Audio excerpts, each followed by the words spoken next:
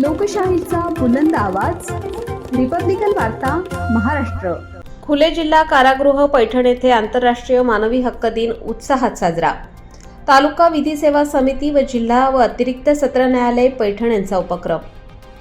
खुले जिल्हा कारागृह पैठण वर्ग 1 येथे आंतरराष्ट्रीय मानवी हक्क दिनानिमित्त कायदेशीर जागृती कार्यक्रमाचे आयोजन करण्यात आले. महाराष्ट्र राज्य विधी सेवा प्राधिकरण तसेच महाराष्ट्र राज्य मानवी हक्क आयोग मुंबई यांच्या संयुक्त विद्यमाने बंद्यांचे मानवी हक्क आणि संरक्षण या विषयावर बंदी बांधवांसाठी मार्गदर्शन सत्र घेण्यात आले. मानवी हक्क दिन दरवर्षी 10 डिसेंबर रोजी साजरा केला जातो.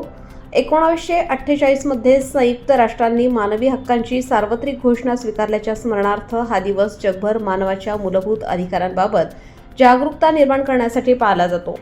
कार्यक्रमात तालुका विधी सेवा समिती आणि जिल्हा व अतिरिक्त सत्र न्यायालय पैठणच्या माध्यमातून advocate Dhananjay Mane, Shakeel Shaikh, advocate M.A. Sayyad, advocate Kalyan Bafar, advocate Waghchaure तसेच वकील संघाचे अध्यक्ष ॲडव्होकेट संदीप जाधव यांनी बंदी बांधवांना मानवी हक्क, त्यांचे संरक्षण, मूलभूत अधिकार आणि कायदेशीर तरतुदींविषयी सविस्तर मार्गदर्शन केले.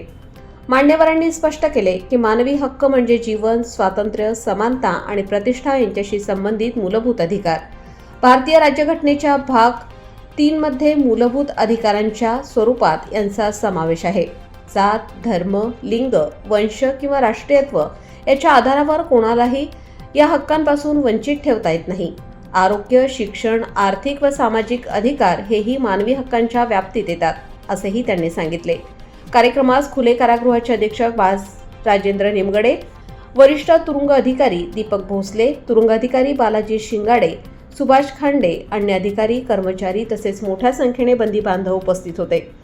रिपब्लिकन वार्ता, महाराष्ट्र न्यूज पैठण प्रतिनिधी राहुल गिरे, Chhatrapati Sambhajinagar. Subscribe now and press the bell icon. Never miss an update.